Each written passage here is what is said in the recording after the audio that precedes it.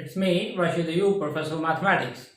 Today our topic is inverse trigonometric function, which is most important topic or chapter throughout whole trigonometric functions or equations. So मैं already आपको chapter number 9 में domain और range के बारे में बता चुका था, लेकिन वो ट्रिग्नोमेट्रिक फंक्शन की डोमेन रेंज थी। अब जो मैं आज डोमेन रेंज आपको बताऊंगा वो होगी प्रिंसिपल ट्रिग्नोमेट्रिक फंक्शंस की डोमेन और रेंज।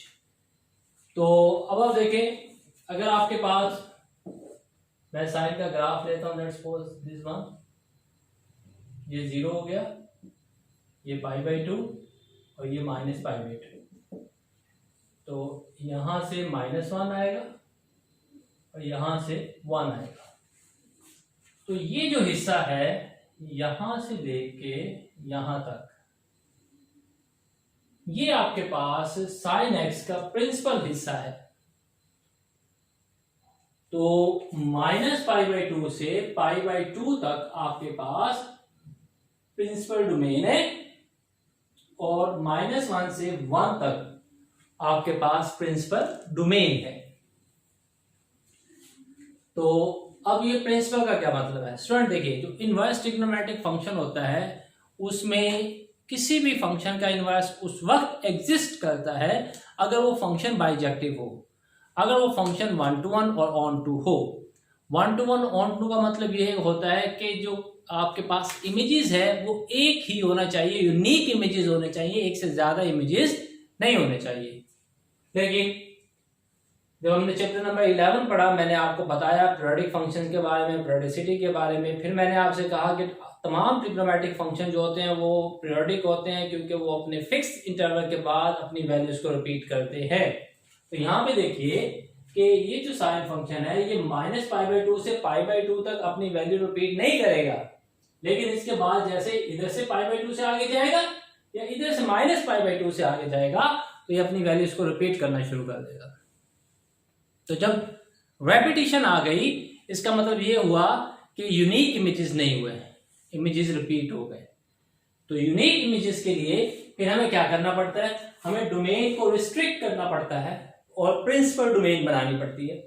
तो -π/2 से π/2 अब आपके पास प्रिंसिपल डोमेन है, जबकि इससे पहले आपने जो डोमेन पढ़ी थी सिंपल ट्रिग्नोमेट्रिक फंक्शन की वो पूरी रियल लाइन पढ़ी थी। लेकिन अब यहाँ पे क्या है, क्योंकि आपने प्रिंसिपल डोमेन को डिस्कस करना है इसलिए आपके पास -π/2 से π/2 होगी और इसके कॉरेस्पॉन्डिंग जो आपके पास रेंज आएगी वो -1 से 1 तक आएगी। तो ये आपके पास प्रिंसिपल ट्रिग्नोमेट्रिक फंक्शन है। अभी इसी के कॉरेस्पॉन्डिंग अगर आप देखें इनवर्स, अब जब आप किसी भी फंक्शन का इनवर्स लेते हैं तो उसमें जो डोमेन वाला पार्ट होता है वो उसकी रेंज में चला जाता है और जो रेंज वाला पार्ट होता है वो उसकी डोमेन में चला जाता है।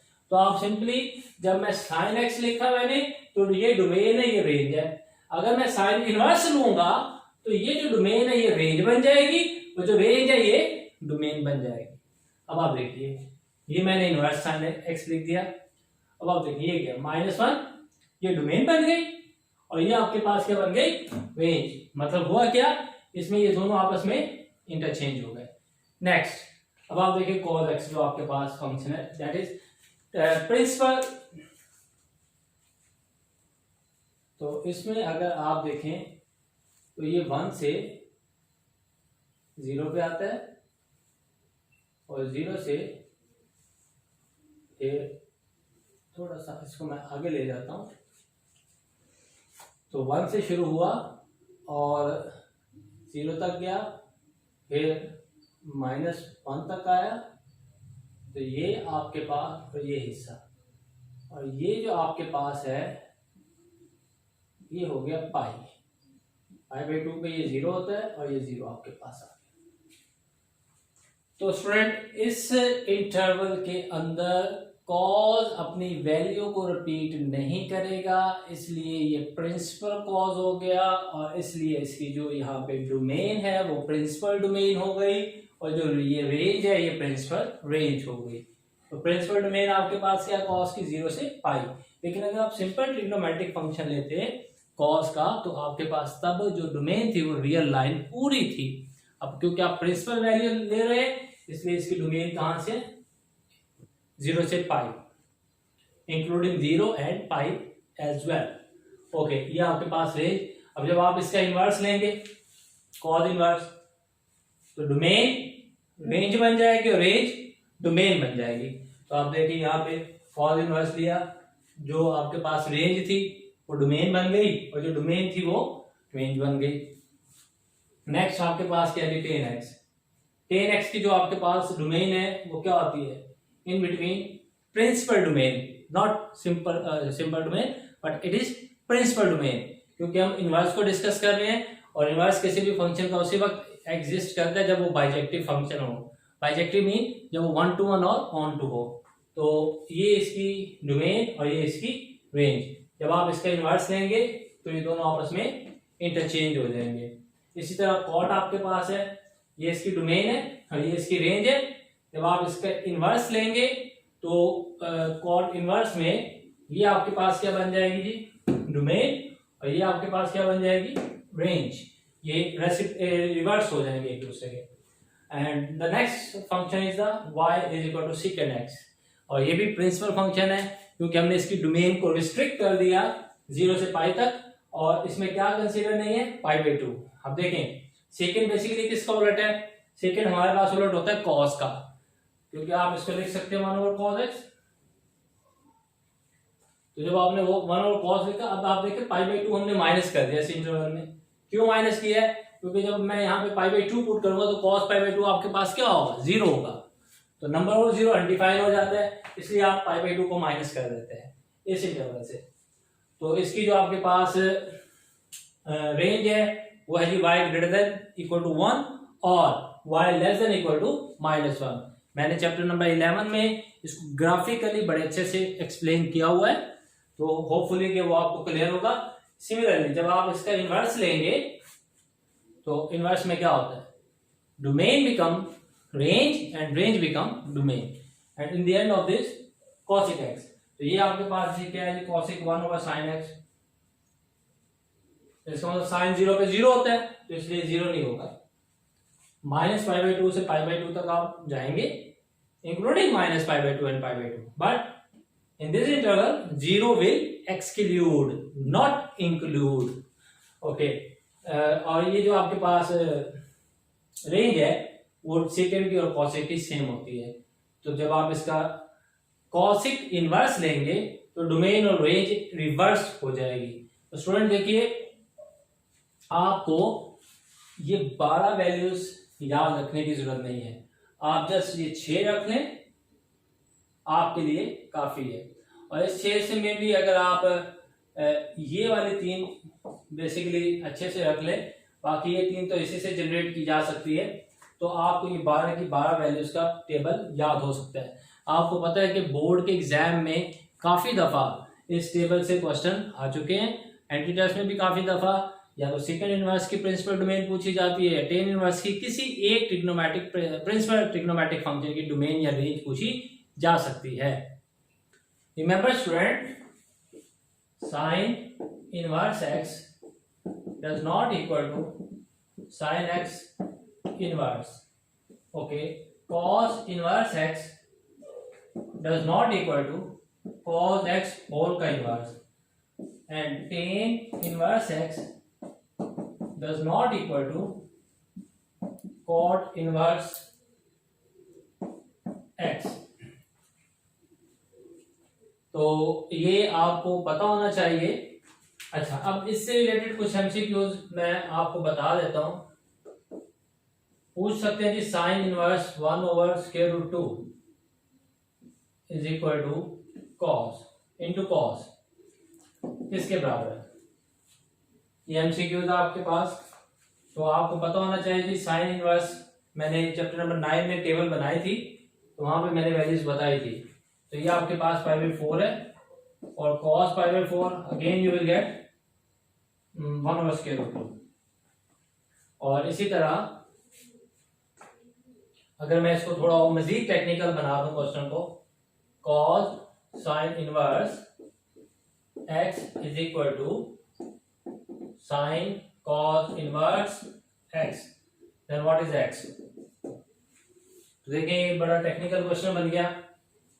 फॉर एग्जांपल अभी आप देखें मैंने ये जो वैल्यू बनाई कॉस साइन इनवर्स 1/√2, और अगर आप यहाँ पे सपोज कर लें कि 1/√2 है और यहाँ पे भी सपोज कर लें 1/√2 है, तो देखें क्या ये इक्वेशन सेटिस्फाई होती है कि नहीं। क्योंकि आपको जब भी इक्वेशन मिलेगी नीचे 4 ऑप्शन भी होंगे, तो जो आपको एक्यूरेट आंसर लग रहा होगा आप उसको उठा के यहाँ पे पुट करेंगे तो आपके पास आंसर आ सकता है। ओके, तो ये तो हमने सॉल्व कर दिया cos sin इनवर्स 1/√2, तो ये तो आपके पास फाइनल आंसर आता है जी 1/√2। अब इधर देखिए जी cos इनवर्स 1/√2 π/4 के बराबर एंड sin π/4 अगेन 1/√2 के बराबर। तो इसका मतलब ये हुआ कि x की वैल्यू आपके पास क्या हो गई 1/√2। ओके, इसी तरह मजीद एमसीक्यूज जो बनाए जा सकते हैं उसमें tan sin इनवर्स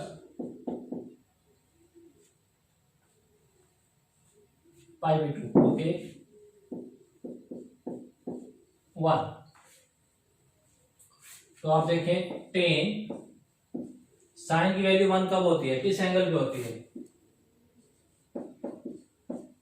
π/2 पे, और tan π/2 पे क्या होता है जी अनडिफाइंड, इंफिनिटी। और अगर हम इसको मतलब इस तरह के बहुत सारे क्वेश्चन आप क्रिएट कर सकते हैं। ओके, मैं अगले टॉपिक की तरफ जाता हूं अब, that is inverse trigonometric identity.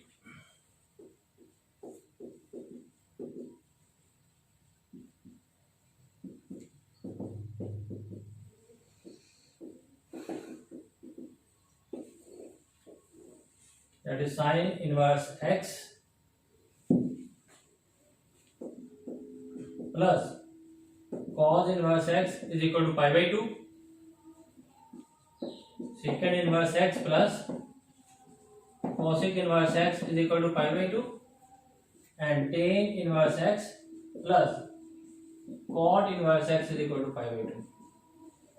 तो स्टूडेंट इससे रिलेटेड भी बहुत सारे क्वेश्चन बनाए जा सकते हैं। फॉर एग्जांपल क्वेश्चन मैं आपको दे देता हूं जी sine inverse 1/5 plus cos inverse x is equal to π/2, then what is x। तो देखें अगर आप इस रिजल्ट को देखें sine inverse x plus cos inverse x को, तो यहाँ पे दोनों वैल्यूज क्या होनी चाहिए, सेम होनी चाहिए। तो अगर यहाँ पे 1/5 है तो यहाँ पे भी क्या होना चाहिए 1/5 होना चाहिए। तो इसका मतलब आपको सॉल्व करने की जरूरत नहीं है, 1/5 इज द राइट आंसर। इसी तरह अगर हम किसी और के लिए क्वेश्चन क्रिएट कर लें, let's suppose cot inverse x is equal to π/2 minus tan inverse 3, and what is x। तो आप देखें अब ये जो इक्वेशन है आप इससे रिलेट करेंगे इसको, तो जब आप इसको उससे रिलेट करेंगे it means x is equal to just 3। You don't need to solve this, you should remember these inverse trigonometric identities.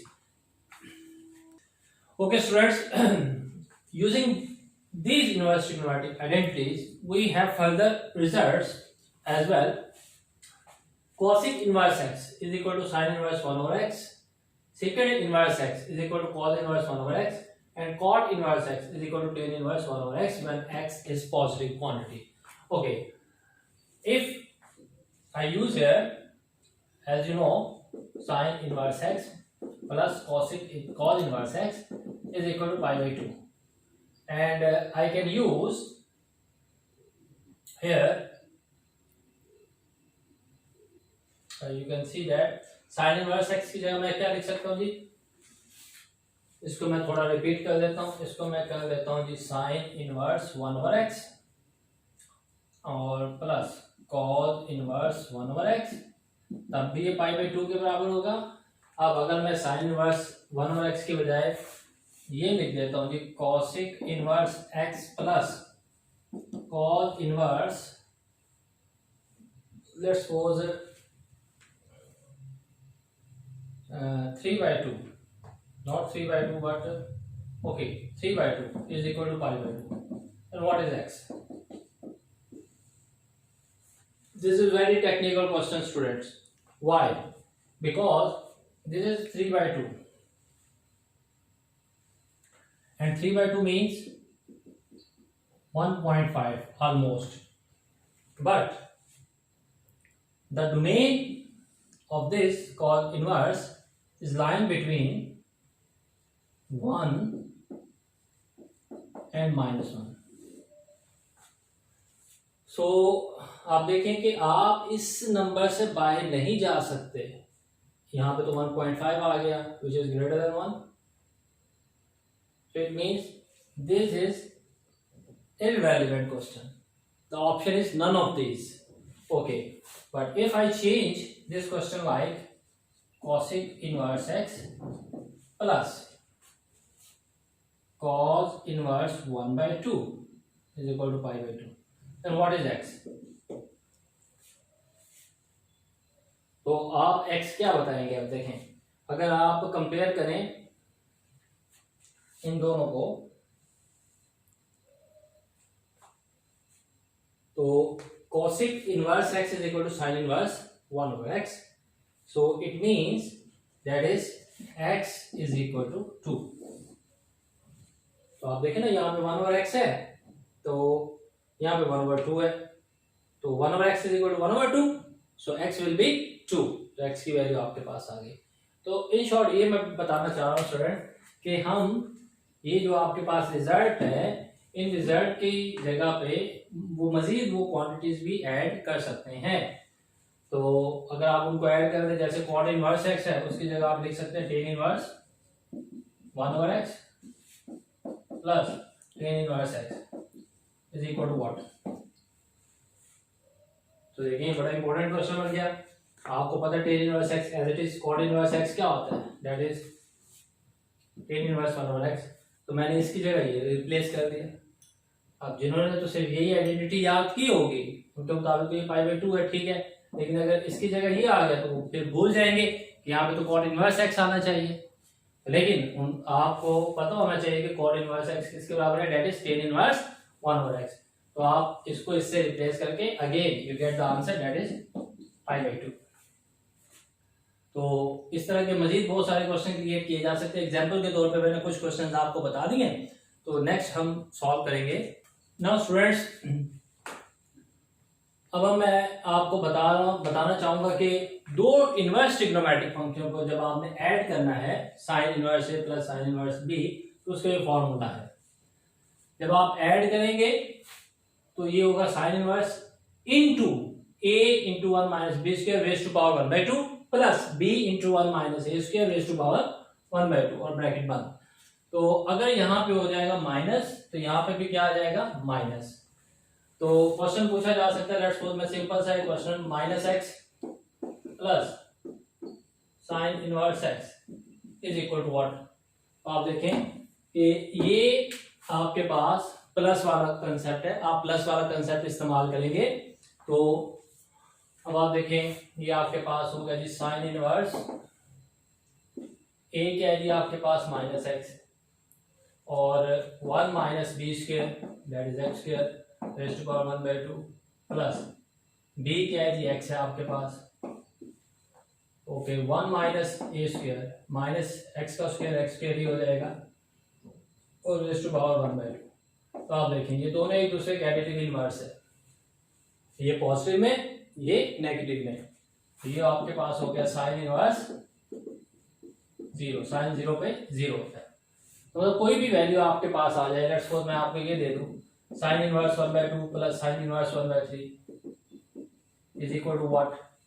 तो आप ये फार्मूला यूज कर सकते हैं. अगर मैं माइनस के लिए दे दूं आपको 1/2 माइनस साइन इनवर्स 1/3, तो फिर आप माइनस वाला कंसेप्ट इस्तेमाल करेंगे. Okay, the next is cos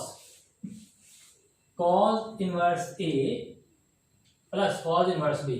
जब दो इनवर्स ट्रिग्नोमेट्रिक फंक्शन ऐड होंगे cos के, तो वो रिजल्ट आपको देगा cos inverse into A B minus 1 minus A square 1 minus B square into square root. तो अब आप देखें इसका कोरिस्पॉन्डिंग कर लेते हैं जी minus x plus cos inverse x. तो इसका आपके पास रिजल्ट क्या है, आप प्लस वाला कंसेप्ट इस्तेमाल कीजिए, cos inverse a into b, तो ये माइनस एक्स स्क्वायर हो गया minus 1 minus A square that is x square into 1 minus B square again x square. दोनों सेम वैल्यूज है, बेसिस सेम हो तो पावर ऐड हो जाती है, 1 प्लस 1 2, 2 को स्क्वायर रूट से गया तो आपके पास जस्ट जो क्वांटिटी बची वो बच गई minus x square minus 1 plus x square. तो ये माइनस 1 कहाँ पे होता है जी, पाई पे होता है आपके पास। So pi is the right answer. तो आप ये फार्मूला यूज कर सकते हैं, मतलब किसी भी रिजल्ट के लिए अगर मैं यही आपको दे दूं जी cos inverse 1/2 plus cos inverse 1/3, तब आपने कॉज का फार्मूला इस्तेमाल करना है। अब लास्ट वन आपके पास है जी that is tan inverse A plus tan inverse B. इसका मैं पर्टिकुलर फार्मूला ले लेता हूँ जी, tan inverse 1/2 plus tan inverse 1/3 is equal to what. तो आप देखें प्लस वाला फार्मूला है जी टेन इनवर्स आ गया जी ए की जगह 1/2 बी की जगह 1/3 divided by 1 minus a into b that is 1/6। तो इसका एलसीएम लें जी 3 2 5/6 6 minus 1 5/6 10 inverse 1 that is 5/4 is the right answer। तो देखिए ये आपके पास, तो 10 का फार्मूला भी आप इस्तेमाल कर सकते हैं। अच्छा, अब जो इम्पोर्टेंट पॉइंट है इसमें, अगर a बराबर है b के इसमें, तो ये हो गया आपके पास 2 साइन इनवर्स है। तो यहां पे देखिए b की जगह a आ जाएगा, इधर भी b की जगह a आ जाएगा। तो आपके पास जो रिजल्ट बन गया that is sine inverse 2 time a 1 minus B square 1/2। तो ये दोनों रिजल्ट सेम, क्योंकि b a की जगह रिप्लेस हो गया ना, तो ये दोनों सेम हो गए। तो सेम हो गए तो ये 2 टाइम है, इसलिए 2 साथ मल्टीप्लाई हो जाएगा, दैट्स ऑल। ओके, इसी तरह यहाँ पे देखिए if a equal to B, और यहाँ पे देखिए अगर माइनस आ जाएगा तो यहाँ पे प्लस आ जाएगा, यहाँ पे माइनस आ जाएगा तो यहाँ पे माइनस, यहाँ पे प्लस आ जाएगा। ओके, अगर a इक्वल टू बी हो गया तो this implies 2 cos inverse a is equal to cos inverse a square minus, ये दोनों सेम है, 1 माइनस ए स्क्वायर 1 माइनस ए स्क्वायर, 4 का स्क्वायर स्क्वायर रूट से कैंसिल इंटू 1 माइनस ए स्क्वायर। ओके, ये minus minus plus cos inverse 2a square minus 1। Okay, इसी तरह आपके पास जब a इक्वल टू बी हो गया तो ये हो गया 2 time tan inverse a is equal to a plus a 2a, tan inverse 2a into a square 1 minus a। So this is the required result. So this is the end of this chapter. Hope you understand all the topics. Thank you very much.